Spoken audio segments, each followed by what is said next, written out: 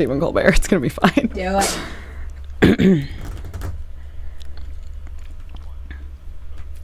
Hey everybody, welcome to the AfterBuzz After Show for Star Wars Rebels. It's the Season 2 finale with special guest Robbie Daymond, aka the 8th brother. We will be breaking down the episode and giving our thoughts and predictions for the future. Stay tuned!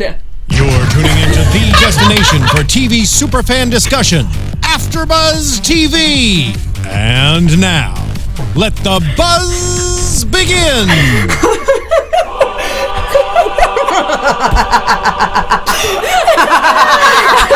Sorry, I tried to go full Colbert on that intro, and Megan just had Megan forgot that the microphones were actually live. They're usually not. To be completely fair, they're usually not. Yeah, we're switching things up a little bit here at AfterBuzz TV, trying out some new intros, just in time for the finale. Yes, exactly. So this is going to be the one episode of Star Wars Rebels Season 2 that we're going to be doing that for. Again, guys, if you have not done so already, please be sure to go on over to iTunes, subscribe to us there, leave us reviews, write nice things about us. If you do, we will give you a shout out in the episode, which we will do on this episode because we have 3 new iTunes reviews. Yay! I love this show. I feel like every time I check iTunes, we have new reviews, and they're all great. I am Emma Fyffe. You can follow me all over the internet at Emma Fyffe. We are also following along with the hashtag ABTVRebels, so you can tweet at any of us using that hashtag, or just use that hashtag if you want to talk to us about the episode. And I have a fabulous panel joining me today. Megan Salinas. Hey guys, you can tweet at me at the Menguin. That's TheMenguin. Katie Cullen. Hey, you can find me on Twitter at Kiaxet. That's Kiaxet. And Kylo Ren was kind enough to join us on the panel this evening. Traveled from the future as far as Star Wars Rebels is concerned. But Kylo Ren, you're not really going to be able to talk too much if you wear that helmet for the whole episode. Plus, you won't have headphones on to hear what's happening here. So you maybe wanna take that off there. I think you are right. All right. It's Dillon!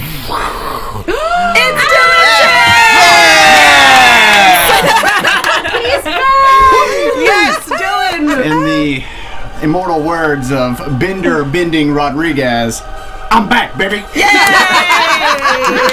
And also joining us in the studio tonight, we have more guys in the studio than we've ever had for a previous episode. Oh my God, you're right. All season. I know. More There's guys. men here now.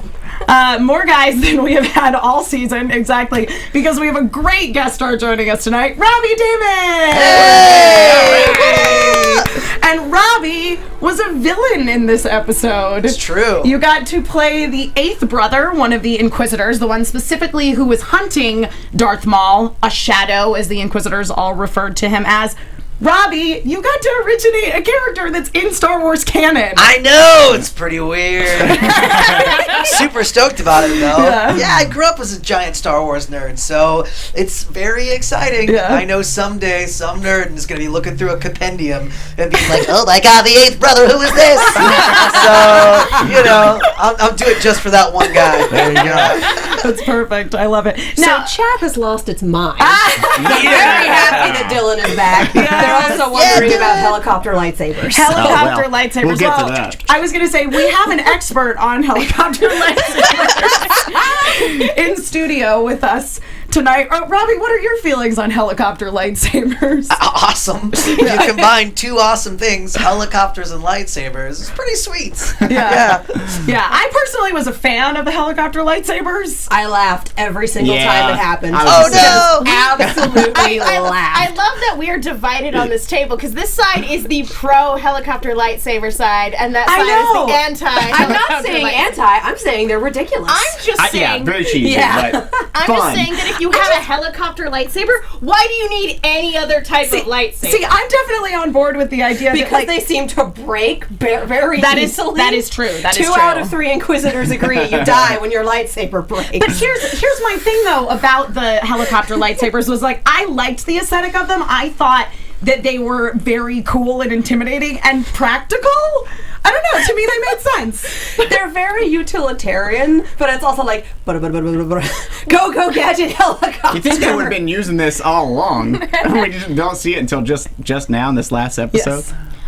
Yeah, I don't know. Yeah. Well, I gotta say that, like, when we were introduced to the eighth brother, I really loved the way he used his lightsaber because it had like this Tron Legacy identity disc added to it, and the mask too. Yeah, I thought it was real cool. Yeah. Now, Robbie, when you were recording like the efforts and stuff for your lightsaber fights, did you actually like physically try to mime fighting with a two-sided lightsaber? Nah, man, there were other people in the room, so I thought that might be a weird choice.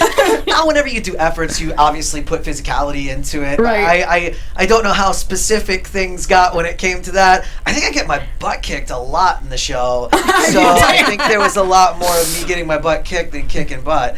But no, in the fighting moments, yeah, you just whenever you're doing efforts, you want them to be as specific as possible. Yeah. So yeah, in my mind, I was totally fighting with a double-edged lightsaber. I Yeah. should just mic you guys up and let you go at it. I know. Yeah, Just give you actual lightsabers. Yeah. Well, I just asked because apparently, because Taylor was telling us when we had him on that because he saw Freddie do it, they actually like will use a pen and like act out their lightsaber fights. Oh, I was definitely doing that for sure. Yeah, I don't think you can not do that. Yeah. So I know that with this episode, they were really bringing people in very small groups, and it was like if you were not on that page of dialogue, you were not in the room for that. Did you actually get to record with some of the other cast members? Yeah, oh yeah, I was in there with Ezra and Kanan, Freddie, and they were all super nice. D. Bradley Baker was there that day. The fifth brother was there, and then a few other people were sort of in and out, but mostly I recorded with Freddie and Taylor, right? Yeah. And Dee and a few other folks. Yeah, it was awesome because we did have most of the interaction scenes were mostly with Ezra and Kanan and I they wanted us. The director really wanted us to feel organic and all that stuff. So we did group reads, and then we also like punched in and picked some stuff up. So yeah, they're awesome. And going back to like letting us go at it, I don't think I would do that with Freddie. He's like a very athletic kind of tall guy. He is. He's very tall. I was and expecting athletic. to be like Mr. Smiles, like romantic comedy guy. I was like, I don't want to fight with that guy. I'm cool. I'm No, cool. he's very he has a very like intimidating presence in person. Yeah. Super nice guy.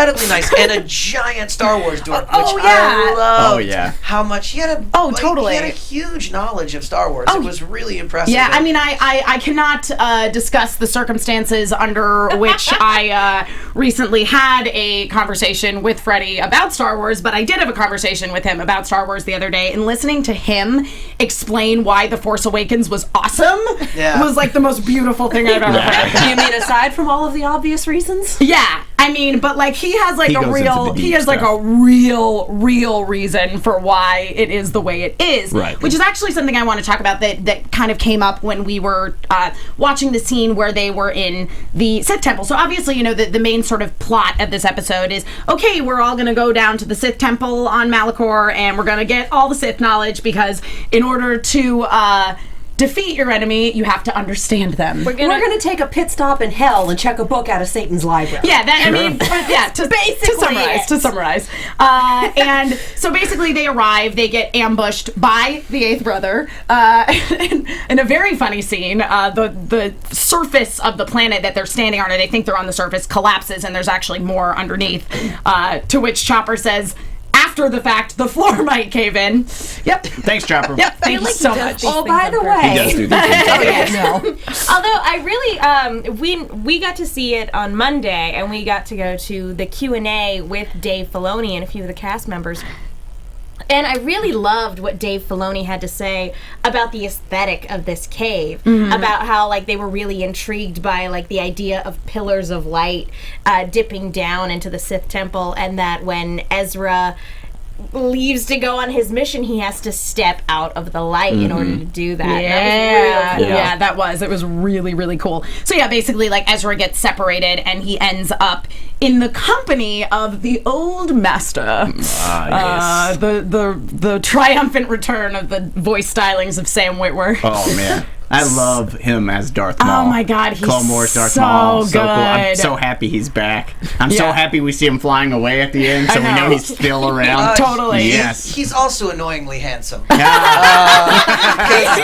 He came in at the end of that session to record some stuff, and I remembered him from because he did in Clone Wars as well. Yeah, Right. he did. And I started listening to his voice. I was like, wow, that guy's really good, handsome. Dang it, you know, just as like another like man to man, I'm gonna be like, oh, you know, but like no beating him. That's John. He's one of those guys, and his dang. Star Wars knowledge is Crazy. apparently unbeatable. Crazy. Like even they have a fight between him and Freddy. Like I've heard them talk about it, how they go back and forth, but Sam is just like unstoppable Star Wars knowledge. man. I feel like I need popcorn for that. Wikipedia. He's Wikipedia He is in- Wikipedia. in person form. In person.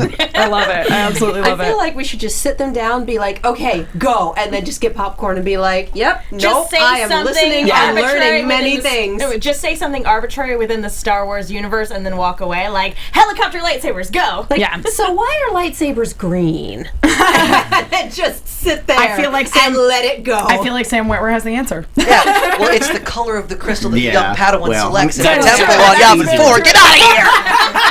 The Padawan. Even I can do that one. select it. Well, who did? The Padawans do, yeah? Well, the crystal selects the Padawan. It's kind of like why I feel like you could throw out something Yeah. like that and then just watch the conversation. Doesn't matter when you start; it'll go for 3 hours. You'll need more popcorn. Are we in the talking middle. expanded universe here? Hold on a second. Remember the episode I of can't Clone go back Wars? to the Kevin J. Anderson books, man. I can't do it. The episode of the episode of the Clone Wars where the kids go off to pick their lightsabers and the crystals call to them. They do, and yeah. so they basically find their It's, ones. I mean, it's Well, very. I guess it's canon now. Yeah, it's canon. I'm not I mean, bringing popcorn into here. there are things that they do take the opportunity to incorporate things Them. from the expanded universe Sure. that make sense, and absolutely the crystal choosing the Padawan totally makes sense. It's like the wand choosing the wizard. Like there's a Yeah, lot. exactly. There's a lot of stories about a spiritual and connection. then they add their own touch to it when they build the. Well, really, Okay, I guys. just think it's the midichlorians kind of float the crystal over hours to worth them. of finale to talk about. An hour's worth of finale. Let's get back on track. Anyway, but just getting back to them going into the Sith temple. So basically, Jabba, as Ezra refers to himself as when he first encounters the old master, who is indeed Darth Maul, they go into the temple, and in order to get in there, basically they have to like move these big, crazy doors. And it turns out that this is a 2-person job, which we were discussing seems a little maybe contrary for the Sith because like they're kind of not super cooperative, but I'm gonna go ahead and disagree with that because if you look at Star Wars and you look at so Darth Maul gets killed in the end of Phantom Menace. Right. After that, because we don't see him again within those films, Sidious doesn't kill Anakin. He gets himself a new apprentice because there always has to be balance in the Force. So I actually thought it made sense that there was an element of cooperation between master and apprentice. Well, right, he takes on Dillon, Dooku and then slowly trains Anakin on the side Exactly. to make him stronger. Exactly. And I remember when we first started doing this, Dillon actually went into an explanation as to why there are only 2 Sith. The rule of 2. Yep. Darth Bane. He started that back in the day. They even show that. That's one of the last episodes of the Clone Wars Yeah. they go into. That used to be expanded universe stuff. That's like old Empire stuff. Right, but they made it canon at the end of the Clone Wars where Yoda goes on his little quest to determine how to become like a Force ghost because Qui-Gon is speaking to him from the grave. Yeah, so you see the Darth Bane and he talks about how he implemented the rule of 2 so that they could always be one master and apprentice, and when the master's doesn't have anything left to teach, the apprentice takes over. Yep.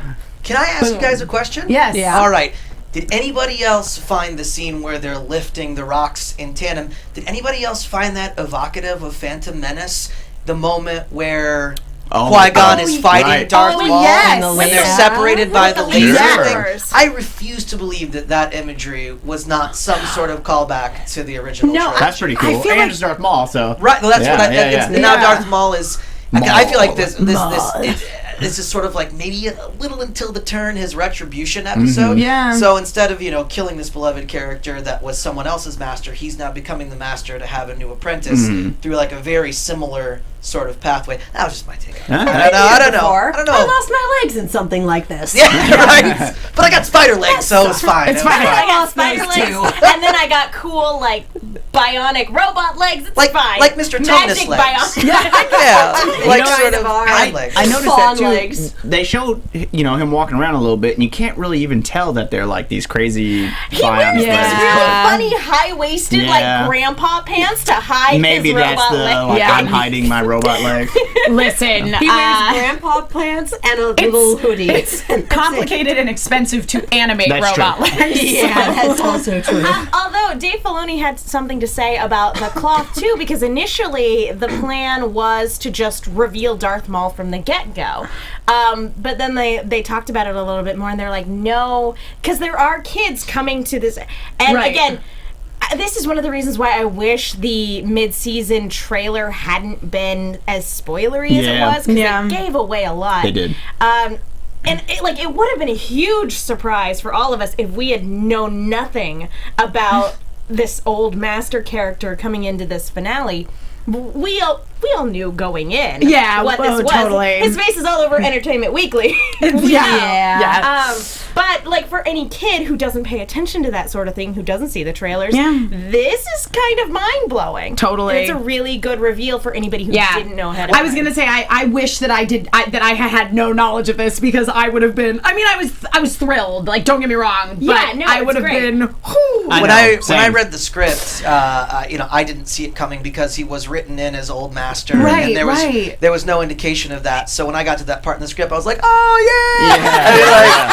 So it was kind of weird to see them. I mean, it was very heavy-handed, like hinting at who it was. Even if there had been no trailer, right? If you're an adult, definitely, you definitely would have looked at him and been like, oh, it's Darth Maul into there. Totally. When I pictured it, I pictured like total hooded old man, complete no idea until the reveal moment. But you got to chum the water, right? Yeah, you got to get people to watch the show. And that's the thing is, when I saw the trailer, I went and I was reading comments and stuff, and there were a lot of people going, "Who do you think the old master is?" And I'm like, "Really?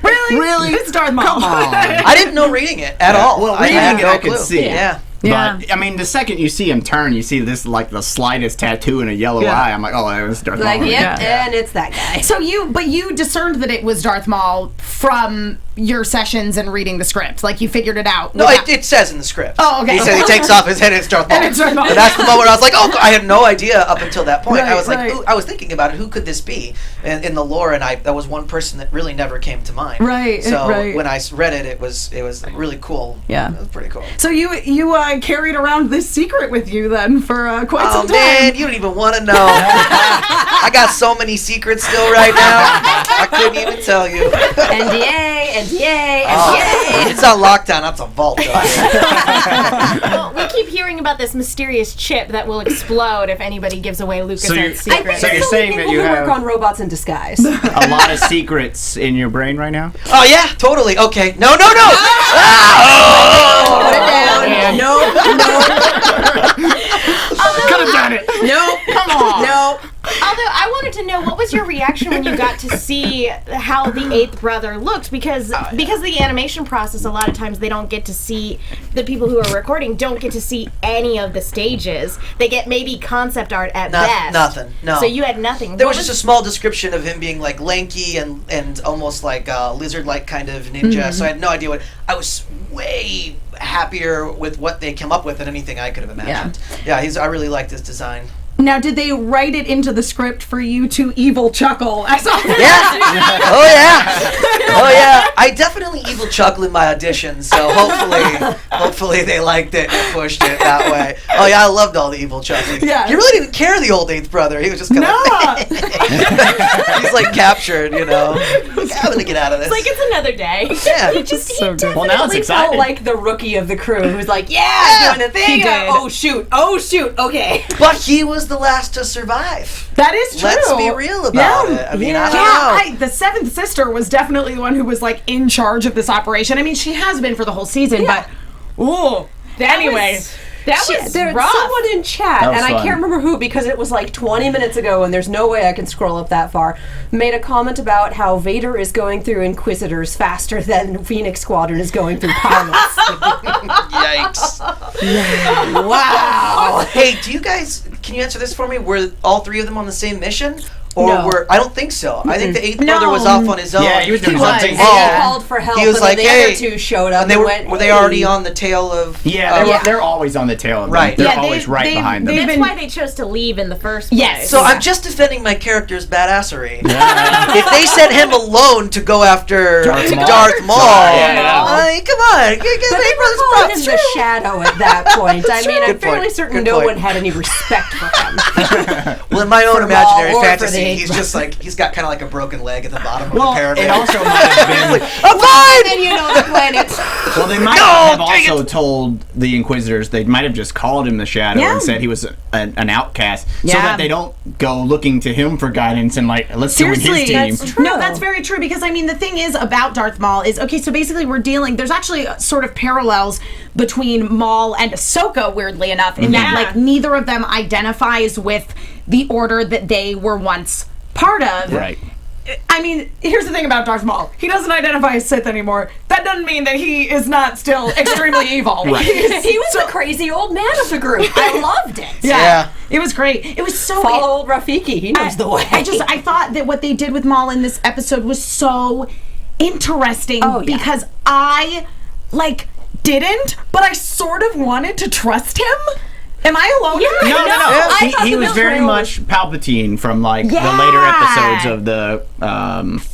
The prequels, yeah. because he was very like, oh, so nice to Anakin. Join me. Everything's great. Not only that, but like Get your hand off my chair. there is a certain level of Join sincerity when he says the Sith took everything. Oh, that was 100% Including sincere. his legs. Twice. They took my legs. And his brother. And his brother. Was there a friend of a friend is my enemy line in that? 'Cause Yeah. they're kind of should have I am been, now right? the enemy of your enemy. Yes. Make him my friend, buddy. Yep. Yeah, but there's he some- called her a part-timer at one point. That was Yeah, good. that was funny. really that was good. That was funny. No, I enjoyed that. I thought it was interesting the way that they incorporated Darth Maul and again, it's like there is this part of you, and that's what makes him such a great character that like sympathizes with him to a certain degree because the Sith did take everything from him. And I thought the betrayal was going to come so much earlier. I thought it was going to come with the dangling Ezra off the edge. Give me the lamb! Oh yeah. Bye! I thought he was just going to take the holocron, and so then when he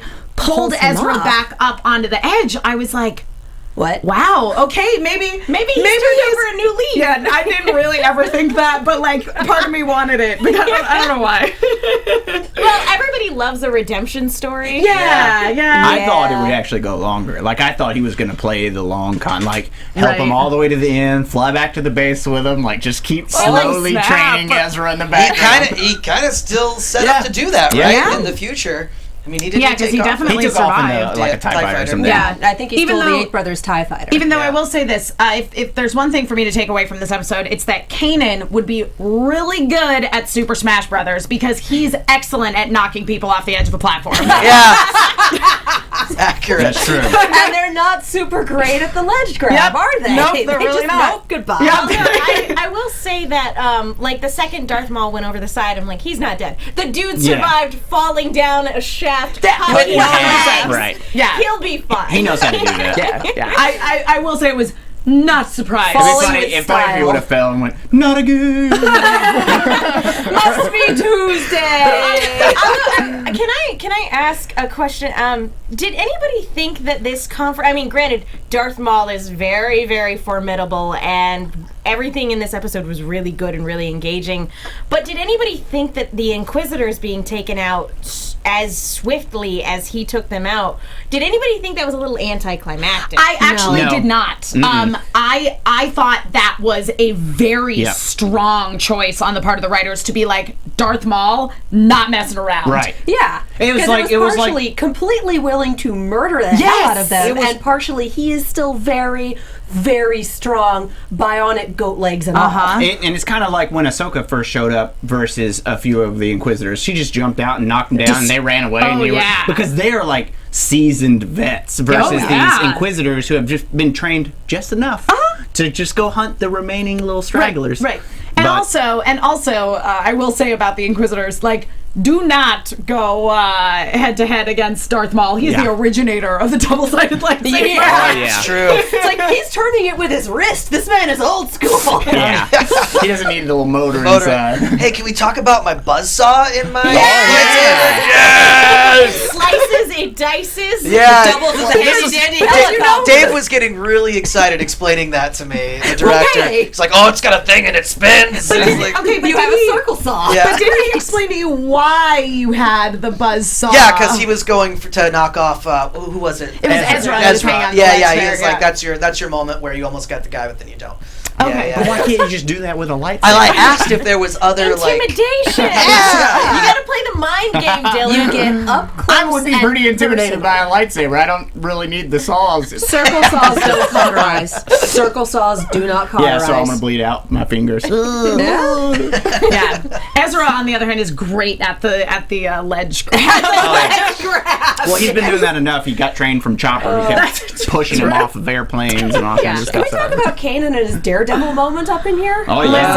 Daredevil Kanan. So I watched all of Daredevil this past weekend, so I'm like, oh, okay, this is familiar. Was this beautiful image of when Kanan gets blinded. I don't know if you guys noticed this. This is just me being really nerdy looking at the background. So when they come down to Malachor, they basically discover that there was this big battle, and you have all of these like Jedi and Sith who are petrified. So it's like some Medusa situation happened. No, it was the weapon in the temple. Yes. Oh, okay, that makes sense. Yeah, it scorched everybody. So they're basically like Pompeii. they're Pompeii. It's like frozen in time forever. So they've got all the like lightsabers on the ground, and that was when we got to see the little thing with the crossguard lightsaber, which was really cool. Yeah. Which turns out it was just a nod to the Force Awakens. Yeah, absolutely. Here's the trailer shot. It was, and they retconned that lightsaber to be like it was an ancient design. Yeah, 100%. So that's really cool that they worked that in there. And I mean, Here's the trailer shot. And what Dave was saying in the Q&A was that like he likes incorporating new stuff into Star Wars, because if you look at the original trilogy, it's not like they did the first movie and then there was no like new technology or new species or new vehicles, etc. introduced. There was always something new in each movie. Exactly. Tauntauns, etc. Yeah, and everybody went crazy about that crossguard lightsaber when it was first revealed, so of course they incorporated it. So this whole Malachor and the Sith Temple and this giant battle is all from Knights of the Old Republic. Oh yeah, the video game. Yeah, it's from. I'm in that. Darth Revan? Oh yeah, Yeah, Darth Revan. Yeah, I don't think they're ever going to bring Revan in. I don't think so either. It's too much of a player choice. Yeah. You do too many things on your own. 100%, yeah. But they're using pieces and bits and things from that lore, because that lore was great I love from those Knights games. of the Old Republic. Yeah. I have such feelings for Carth So what Onasi. image were you talking about? Go back to that. What image were you talking about? Okay, so you have all the like petrified You're killing Jedi. me. So Kanan, when he gets slashed across the eyes by Darth Maul, he is getting up and he's covering his eyes and reaching for his lightsaber, and the Jedi, the like petrified Jedi right behind him is doing the exact same thing. Oh man, I didn't notice good. That's cool. I didn't notice Just that. got that flash of the screen going red, like, what just... Oh, dear God. Oh, here we go. I got chills. And he So had good. a temple guard mask. Yes! That's what he found. That beautiful little bit of parallelism. I know. It's just like, Well, and Dave actually went into a little bit about the Grand Inquisitor in the Q&A as Yeah. well. Did he? Talking about yeah. he was one of the temple guards in Clone Wars Yes. during the trial scene. And like it was at that point where like the sort of seeds of doubt were planted in his mind. It was Yeah. the trial of Barriss Offee, who was Ahsoka's like best friend. Exactly. And she like framed Ahsoka and got her kicked out of the Jedi Order for like saying that Ahsoka was like bombing the Jedi Temple and stuff, but it was really her. Yeah. And when they finally caught her, she like gives this huge rant about how the Jedi are corrupt and they're too powerful and blah blah blah. And they say the Grand Inquisitor was one of the temple guards that was dragging her away. And he heard all this, and it planted the seeds of doubt in his mind. And he slowly started to turn to the dark side from there. So Pretty cool. good. It's so good. Which is why, in my mind, I was really disappointed when all three of the Inquisitors died, because you get so much. There's so much subtext in all of their interactions that I was really expecting more payoff. And don't get me wrong, it's a very powerful moment when they're murdered. Right. But, at the same time, I was like, I thought this was going somewhere. Right. And it ended up not going anywhere. Granted, stuff could be coming on. I was going to say, I kind of liked that it did, because I also thought it was going somewhere, and then the fact that it wasn't going somewhere, I was like, oh, snap. They just killed them. See, I recap Blind Spot, and so that happens once a week. Well, hey, we have a plot that. And the seventh sister's death was just so awful, jarring for me. For kids. Yeah, for children. And this is why we don't. Me, I was over there going, good. I feel like watching Moon Ezra. Inquisitors are not allowed to survive to the end of the season. So I feel kind of bad for you, because we introduced an Inquisitor in the last episode, but they're not allowed to survive to the end of the season. Dude, that's all I want to go through. Just one episode, in and out. Oh, I loved it. It was perfect. Now he gets an action figure. Like I know. I mean, I don't know. Maybe. I hope so. Oh geez, I wrote it down. The Torellian Django jumper is what species you were. That's pretty cool. Yeah, that is cool. I got a species. As soon as he said that, I pulled out my phone. I was like, what is that? And then when I saw her, I was like, oh, I remember her. Yeah. Ahsoka was running around chasing her through the city. Casey, what's her name? Maybe I can't remember. Her name. The girl that ended up with Ahsoka's lightsaber in the episode one of her where it got lightsabers. stolen. Yeah, Anakin had to go help get it back. Yeah, but Ahsoka didn't want to tell Anakin. Yeah, so sad. Well, okay, I mean, I feel like that's a good transition right there into the big emotional moment of this episode. So basically, they keep getting ambushed by the Inquisitors. So they decide that they have to split up. So Ezra goes always a good idea. Yeah, great idea. Great idea. So Ezra and Darth Maul end up, going off on their own, and Ezra ends up being alone, confronted with Darth Vader. That intro was epic. It was super epic. He just comes down on a TIE fighter. No one's flying that. That's just him with the Force. He's just Force flying. Force flying a TIE fighter. Hashtag Star Wars science. And he stands on top of it like, I'm awesome. He knows how to make an entrance. That's why he has a cape. Let's be real. Good point. That's the reason for the cape. Absolutely. And intimidation. There's so much going on in this moment, because there's Darth Vader's descending down, and then a super weapon has just been activated, and Darth Maul and Ahsoka are fighting after Kanan got blind. This is all going on at the same time. The episode as a whole is what I was super impressed with, was how much was going on, and they really tracked it well. Right. So all the arcs, and they all ended up at the point that they needed to end up at. I really thought, because when I was, again, I go back to when I was reading it, and this is why I'm just a voice actor, not a director. I was having trouble tracking all these things as they go on, and I just thought it was really well done. And standalone, it was really, the final moment, up to that moment, and then you've got the key players, then you've got the big dogs, and they're all there at the same time, and you go, this is where the money is right here. No. We were talking about Darth Maul taking out the Inquisitors really quick. Yeah. I know that we were running out of time towards the end, but I thought blind Kanan kind of took out Darth Maul a little too quick. I agree. He fell off the side. Darth Maul would have put up a little more fight than that. I agree. I feel like Darth Maul way underestimated him at that point. Seriously, please. Maul maybe knew that Vader was there, so he probably just pieced. He was like, you know what? Whatever. It's too much effort to climb back up there. Vader's up there. I'm just gonna go. I'm out. I'm just gonna go. He'd already gotten what he wanted, right? Yeah, pretty much. Yeah, because basically, because because basically the way that Ezra ends up on his own is he sends him with the holocron to basically unleash the power of the temple. Ezra went into it thinking I'm gonna gain Sith knowledge, and it's nope, I just armed this battle station. Whoops. I'm gonna gain Sith knowledge. Oh God, this is impending genocide. He even said to the the disembodied ominous voice, he's like, this is not what I wanted. Not as planned. Well, and it's so funny because he's so kind of slow on the uptake. It's like he's running away from the super weapon going, Maul tricked us! It's like, really? Yeah. No. What was your first clip? Honey, you should trust me. I'm 14 and I understand the world. But I will say that a lot of people were thinking that this could be like the first on-screen confrontation of Vader and Darth Maul. Oh man, that would be cool to And see. Dave Filoni said like it took an enormous amount of restraint to be like, To not "No, do it, yeah. that's not what this one's about. Let's dial it back a little bit. It's fine. It's fine." Next time, next season finale, they're still running around.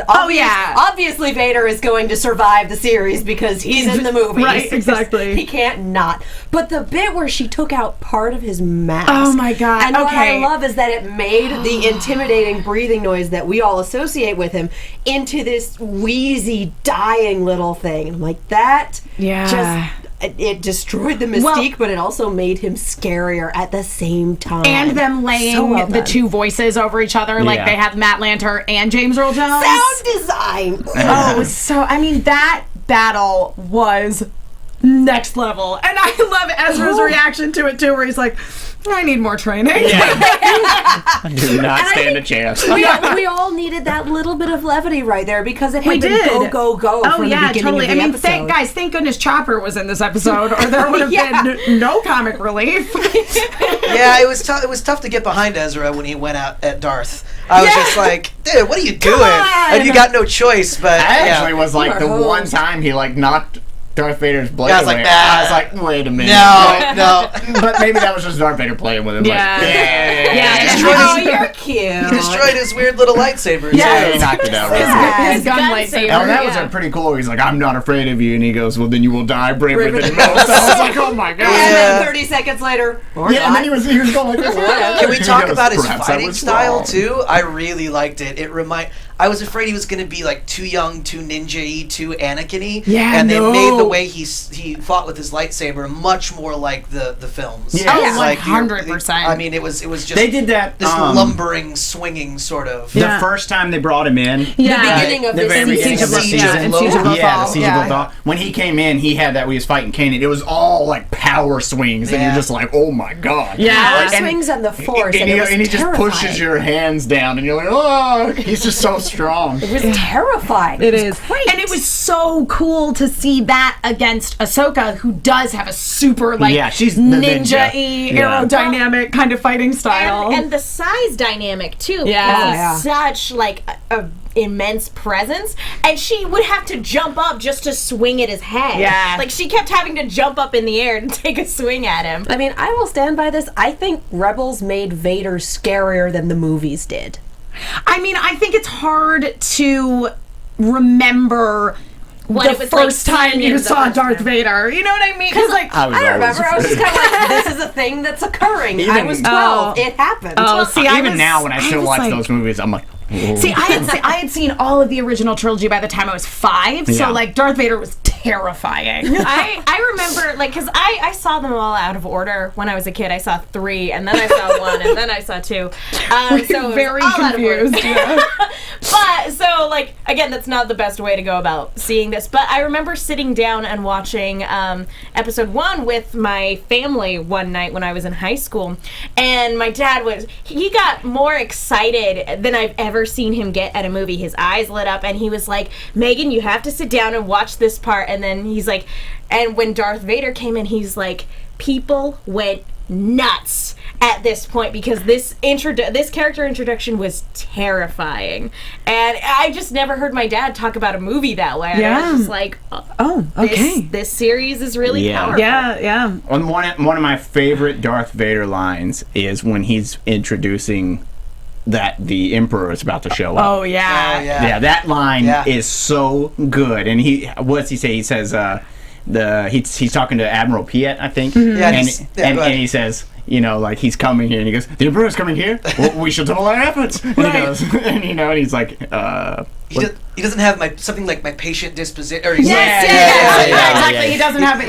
My patience. I can't remember the line. It's so good. He is not as forgiving as I. Yeah, that's right. And, he does that with his finger. Yeah, and he does like that, and it was like 2 scenes before you saw him choking a guy to death, and I was like, "Well, you're forgiving? Oh God!" Yeah. Oh, God. And how grand can that scene be too? It's one of those classic map paintings where there's really 40 guys, but they've drawn in like 400 guys, and they layer that over the film, and like he's telling this guy such a threatening thing in that grand moment. I think the Emperor scared me more than Darth Vader. Yeah, the Emperor's pretty scary too, he is pretty especially scary. after you hear Darth Vader being afraid of him, or basically telling you like. You realize that he's second in command. Yes. He's the dragon. That was a crazy reveal where it's like, wait, he's not the big bad guy? Yeah. Yikes. He's the dragon. There were a lot of Lord of the Rings parallels in these 2 episodes, and finding out that Vader isn't actually the big bad is actually like finding out that Sauron isn't the biggest bad in Middle Earth. Totally. He's like middle management. Well, in that kind of, and I do see you there with the correction. Who was it? Lloyd Nito says it was not Piet, it was Moff who Vader was talking to in that scene. No, Moff Tarkin was long dead. He died in the first movie. Yeah, he died in the first one. He's. I think he's saying it wasn't Admiral Piet, it was Moff Piet because he had been promoted. Okay, perfect. Thank you for all the clarifications, so many everyone. Weird names like Sheev in this series. Very, very true. Don't battle the internet about Star Wars. Well, Dillon can beat the internet. And that's the thing is like. They can Google it real quick, and I'm sitting over here trying to just go from my brain. He's playing on hard. I will say, Dillon, I'm very impressed. But just circling back, because that was one of the things that Dave Filoni was talking about. You brought up Sauron, that like there is like a lot of sort of Lord of the Rings kind of parallels going on here. Star Wars is fantasy in space. Totally, anyway. absolutely. Yeah. And one of my favorite moments of the episode was when Vader was confronting Ahsoka, and she says that she'll get revenge for Anakin, and he's like, revenge is not the Jedi way. That's the thing. I am no Jedi. Yeah, she says, oh my God, yes. I am no man. She says, I will avenge him. And she's like, then he's, revenge is not a Jedi way. I'm no Jedi. Yeah. It was a great moment. I'm no man. Yep. And so they. Well, and the scene we were talking about, because all the Lord of the Rings references, when Ezra's like, throw me. Oh, yeah. I cannot jump the distance. That's like Gimli. Don't tell the elf. Yes. I want to give Kristen a shout out, actually, because she was at the screening with us. And she, because when we first started doing this panel, she would make a lot of parallels to Ezra being Aladdin. And there were a lot of those Aladdin. Oh my God, yes. In this finale. It was hysterical. No, there were a lot of Aladdin parallels. Yeah. Okay, well, so like we you guys got said, the scene where he's holding him by the hand. You know, but yeah. And the holocron, they're both holding onto it. It's so good. So we got this on Twitter, and we got this in the chat, and I feel like we need to hash this out because I've been leaning on it all season. Ahsoka, what side do we fall on? Alive. 100%. Dead. I'm gonna go with Ahsoka? No. Yeah. Oh no. Nobody. You see her moving at the end, right? We saw her collapse at the end. She was like walking down some stairs or something. Away. That's what I We thought. saw her collapse at the end, and that's why I wanted to watch it again. Right. She that fell confusion. over. My buddy who I was seeing it with, he thought that was her walking at the end too. But then was it the Grand Inquisitor that walks into the temple? Somebody had said that at some point at the screening. Yeah. Those last flashes of images, I'm really unclear about. It's meant, and That's the point. That's what. absolutely meant to be that way. Right. Yeah, It absolutely. exploded, and Vader staggered out, and I swear that was her collapsing. That wasn't anyone walking in. Absolutely. Look at everybody alive. Yeah, alive, there's alive, a lot. alive. There's so much talk. Alive, There's so not much dead, talk. alive. walking. I think he's got it. I think he's got a killer face to face. You can't pull this. You can't do it off screen. Off-screen death thing. You have to see it, or otherwise she's always alive. For something like this, ambiguity is not the way to go. Yeah. That both of these characters deserve better than that. And if the only reason that they did that is a season 3 hook. Basically, these two characters' storylines are not done. If she was dead, she would definitively be dead. Right. Well, he did say, I'm not going to chop her head off and have him drag it across the screen. Right. It's not. for kids. Guys, it's a kid show. It's not going to be that violent. No. But anyway, since we are on this topic, let's officially go ahead and call this predictions. Oh. And now, There your it is. AfterBuzz TV The light show. Yeah, I'm on the Ahsoka Alive team because again, we would need to see, even like with the seventh sister. Even with still going. the seventh sister, you don't see like, they never show like a kill shot or anything. You see her knees drop to the ground and a body fall over. Yeah, and that's all you need to see. We would need to see something like that with Ahsoka. Yeah. I think so too. Though Megan Rickards in the chat brings up a good point. I could see Filoni trolling us and dropping the Ahsoka storyline for us to forever debate. Yes, yeah. Because that's true. That's part of Star Wars is debating Inception forever. Yeah. Totally. Will the totem fall Caleb over? Prince saying Glenn's not dead and Ahsoka's not dead. You want to bring in that Walking Dead reference? Walking Dead's not over yet. True. So hang on to that one for this season finale. Listen, it's a different show. Does anybody read graphic novels anymore? Yeah. We're gonna meet Lucille this weekend. Yeah. So that's not a good comparison to make because boy, do we Walking Dead, the season is not over yet. Yeah, and so again, graphic you may novels. not want to lean on that one. By the way, guys, saying. Spoilers. How awesome do we think Kanan's going to be as a blind Jedi, right? amazing. Daredevil. Is he going to be awesome? So this is another thing that I talked about with Freddie was actually there's this series of blind samurai films. Sure. And the guys, Zatoichi is the blind samurai, and they and there's like a movie from the 80s called Blind Fury that's like loosely based on these, starring Rutger Hauer. I have not seen it, but I've heard it is spectacularly terrible. But yeah, I mean that was something that Filoni brought up when they were talking about the blinding of Kanan and how they were going to continue to incorporate that. It's a into trope season that's 3. been around since like the Kurosawa Yeah, times. totally. And before, even into like Ninja Scroll, whatever you want to pick on. The Blind Samurai is classic. And if that's where they go, though, what if they just fizzle him out? Yeah, what if he's just kind of a weak little turd and Ezra's like, I can't follow you anymore. I'm going to go hang out with Maul for a little bit. And then he's going to win. You like it. He likes it. That's not a prediction, by the way. I like that Tara prediction. Dustbringer in the chat says Schrodinger's Ahsoka. I do love it. She's alive and dead. Hashtag Schrodinger's Ahsoka. But until she is observed again, she is both alive and dead. Truth. I do want to bring up the Ezra, dark side kind of thing because there was that beautiful shot in that ending montage where he's holding the holocron in his hand and like you get a flash of his eyes being red. Because of the red from the thing, of course. Yeah. But yeah, I mean, I feel like it's a little suggestion. Yeah, it was a little because the background was blue and the other was red, so his eyes are kind of half and half. And then kind of like, and then you see it open, and you're like, oh. I sense the conflict within you. Yeah. They framed that. There's so many can be shots tempted in by this the dark episode side. that are framed so well. Yeah, this was it was such beautiful. And why wouldn't someone who discovers the Force later in life, like Ezra, be tempted to the dark side in his first exposure to it? Yeah, he doesn't have the training of being like a youngling, being indoctrinated with the Jedi ways. No, that dark side comes in, you go, all right. Yeah, I mean, some power. Yoda even says that with Anakin when they first take him on. He's too old. And he's he too was old. 10. Yeah. He was 10, and 10's too old. Yeah. What?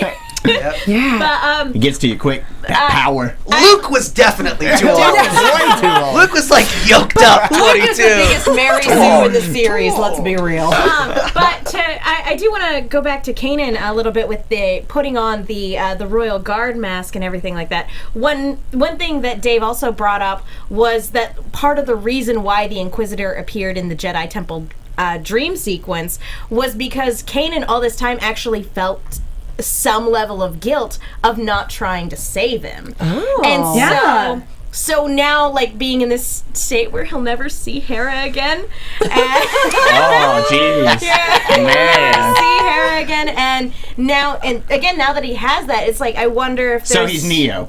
At the end of the Matrix. I would hope it would turn out better than that. I think that they'll handle it a little bit better than that. I would hope so. Trinity! You can't die. Yes, And that's why I went for the Daredevil reference. Yes. I like Daredevil. I like Daredevil a lot better than the Matrix. You were saying earlier that Star Wars is like fantasy in space. I kind of think it's like Shakespeare in space. That too. And I have this like really big hope that the director and the powers that be just go full Hamlet on this. You know what I mean? Like, because you know, just because we don't see their story in 4 and beyond episode doesn't mean that they're not out there in the universe doing their thing. It's a big galaxy.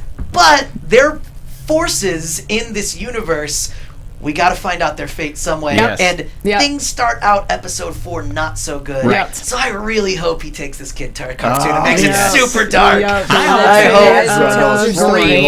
Basically becomes Dagobah are dead forever. Kills everyone. We're dead. And on that note, that is our time. Unfortunately, shirt. I know. Dagobah are dead. Right next to Rolling with the Mandos. Yes. So yes, we do need to wrap things up here. So, Robbie, where can we find you on the internet? What are you doing? Anything you can talk about? You're a voice actor. You guys can talk about what you're working on. I talk about all my announcements on Twitter. Robbie Daymond. Find me, talk. We'll nerd out together. Dylan. You can find me on Twitter at Dillon Chance, DILLONCHANCE.